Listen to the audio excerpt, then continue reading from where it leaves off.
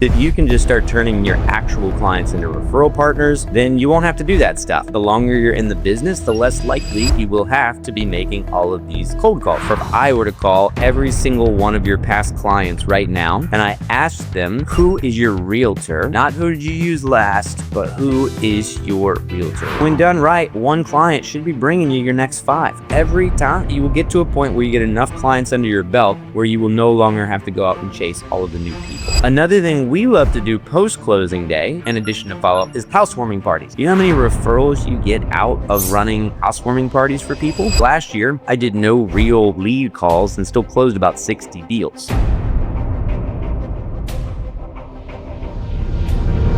How do we turn our clients into lifelong referral partners? And I wanted to talk about this today because who likes sitting on the phone and cold calling new people every day, all day? As a realtor, do you enjoy just churning and burning and having to reach out to new people all the time? Probably not, right? I mean, in all honesty, it's one of the complaints I hear most often from team agents. Like, I'm just not good at making calls. I don't like calling a bunch of people I don't know. I don't like circle prospecting. I don't like calling strangers. So the reality is if you can just start turning your actual clients into referral partners, then you won't have to do that stuff. And over time, the longer you're in the business, the less likely you will have to be making all of these cold calls, right? I haven't really circle prospected in years. I'm out of production now, but last year I did no real lead calls and still closed about 60 deals. So what we're going to talk about today is how do you, one, just make sure we're creating an unforgettable experience for our clients. I think some of us forget that, especially if you've been in the business a long time. If you're newer, you may actually be better at it than we are as long-term agents, because sometimes we just get burnt out selling real estate. I've been in this thing 12 years. So how do we make sure that the people we are dealing with think, man, this person is remarkable? How do you build a system to get referrals and reviews? And then how do you take those clients that are closing with you and then turn them into more opportunities to close? Some of this will be very simple, but I bet a lot of this stuff will actually be stuff that, even though it's simple, you likely are not doing it right now, would be my guess. Because here's the thing, why do most agents miss referrals? Because the problem is, once they close the deal, a lot of agents just go silent. They've been working with this person for hours and hours and hours and hours, and they finally get them done, and then they never talk to them again because they move on to the next thing. They don't really have a real system to be following up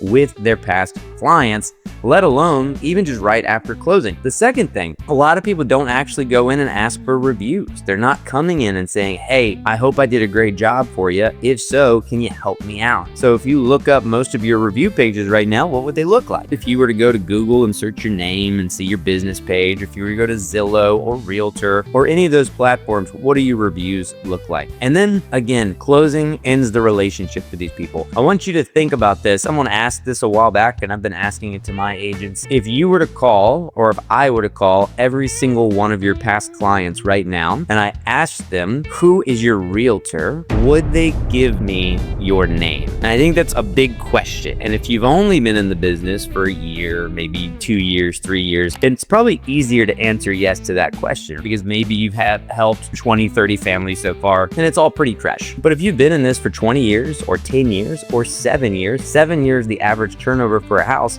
if you were to call all of those people that you did business with 7 years ago, and I called in and said, who's your realtor, would they say your name? Not who did you use last, but who is your realtor? So think about it. How many clients have you talked to in the last 30 days? If you have past clients, how many of those past clients have you spoken to in the last month? And again, I say this because we teach our team all the time, and our team's always like, man, I'm just burning out on calling new people. Well, that's fine. Call old people. And if that's the case, are you doing that? So just think about that. If you say 0 to that question, it's probably something you want to think about really implementing some of the stuff that we're going to talk about. So when you think about it, what does it look like? What does the referral flywheel look like? Well, the first thing you have to do, you got to deliver a good experience. When you are done, they have got to think, man, I have got to tell Nick Creasy or everybody about Nick Creasy from this point forward. I have got to tell Dex that he is the best realtor. Every single person needs to know what this person did for me. You want to capture a testimonial from them at the best point when they're in the peak positive experience, which we'll talk about in a second. So not necessarily right at closing when they're moving and they're stressed and everything else, but we want to make sure we're asking when they're at their positive emotion stages for certain things. And then you're going to stay in the relationship. We're going to talk about how to consistently follow up with these people, and then we will generate referrals when that takes place. And when done right, one client should be bringing you your next 5 every time. You will get to a point where you get enough clients under your belt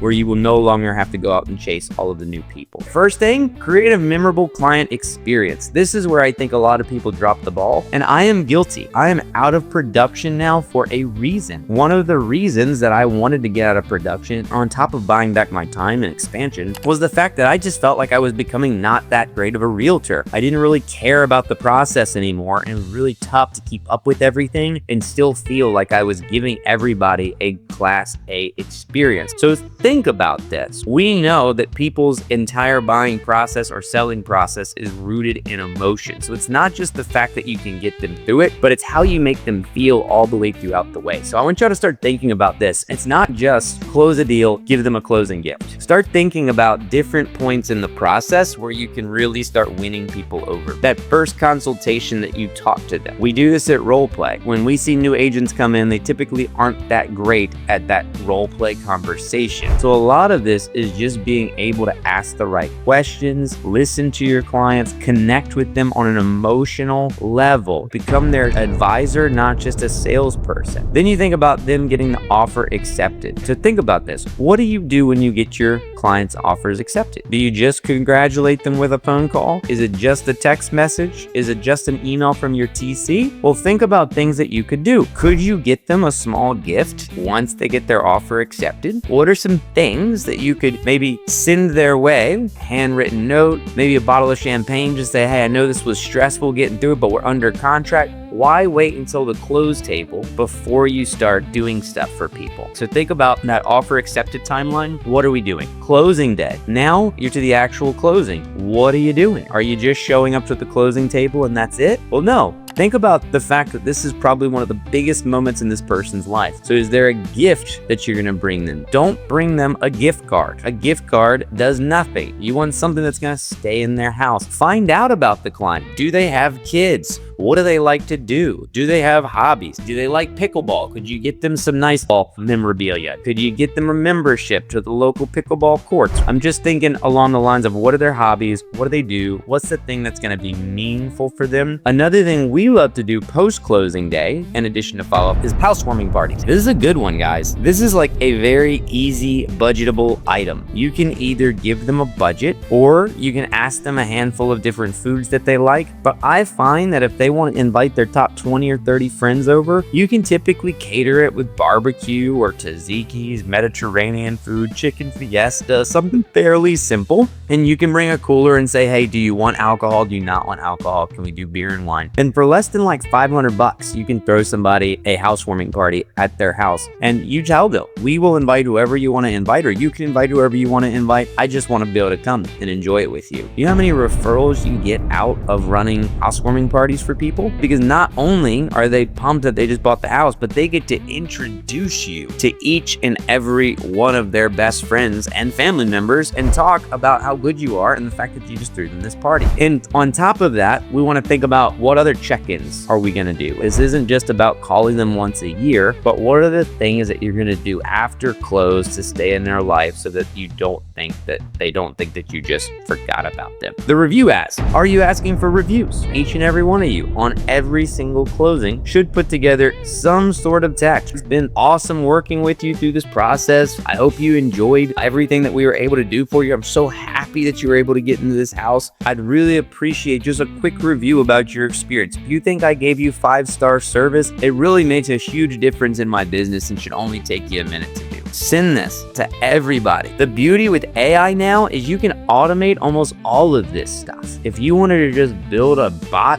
to make sure that all of your people were getting an automated text or an automated email that's asking for this the second they close, you can 100% build this into an automated system. And a lot of the stuff we're going to talk about, you guys can automate into AI if you just want it to do it for you. So make sure that you're asking. And keep in mind, it's not necessarily the day of closing closing you want to act either, because typically a buyer's biggest day of remorse is the closing day. So they may be excited, but they could also be stressed. They could be worried. They could be trying to move stuff in. And if you come in and say, hey, now can you help me and give me a review? That's probably not the time. I would venture to say it's before closing. It's maybe before you get to that table, a couple days before, maybe before final walkthrough. You send it out on a first request and just say, hey, we're almost done. We're almost at the finish line. I understand that once we close, it's going to be a whirlwind for you, moving in, getting everything straight. If I've done a good job up until this point, I would love if you can leave me a quick review. So ask them when their emotion is high. Enthusiasm fades quickly. If you wait too long after close, if you get 3 weeks, 4 weeks in, they've already forgot about everything. They're in the house. The luster's worn off. You've stopped helping them. You probably haven't followed up much, and they may not make it a priority. So just keep that in mind. Make it easy for them. Have all of your links saved. You can do this in your phone as well, where you can just save your copied links and notes so that every time you need to do this, you have whatever your preferred platform is. I recommend Google for a Google business page, and that is because no matter what is shifting in the market, Google is always a thing, as well as things like Gemini and things like language models. They will pull Google information on Google business pages, review accounts, things like that. They will make recommendations based on these things with AI. So I would start with Google, but keep in mind you have Zillow, you have Realtor.com, you have other things if you want, but I think Google is the big one nowadays. Make it simple for them. Just let people know. Let us know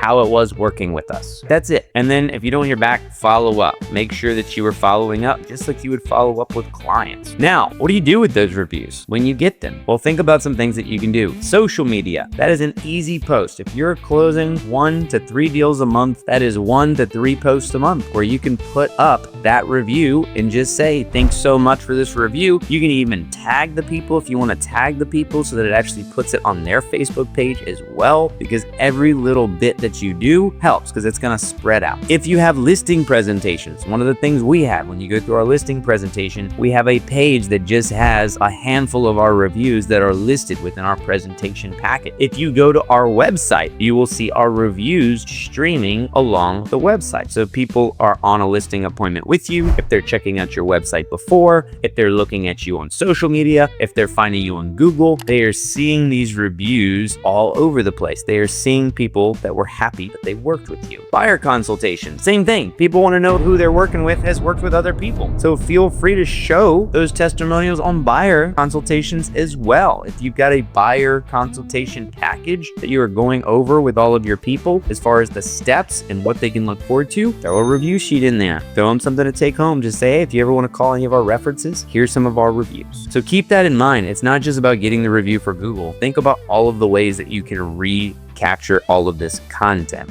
Thank you so much for tuning in to one of our weekly training calls. Obviously, you caught the recorded session, but if you're interested in catching any of our live sessions that we do them typically on Mondays. I'm going to put the link below. So if you want to join any of our trainings live so that you can participate, so you can comment, ask questions, feel free to come. This is for our EXP group that we have here, our Omega group of agents, but it's open to anybody that wants to join, really. So if you're looking for coaching, if you're looking for training, feel free to hit that link below, and we'll see you on one of our live calls.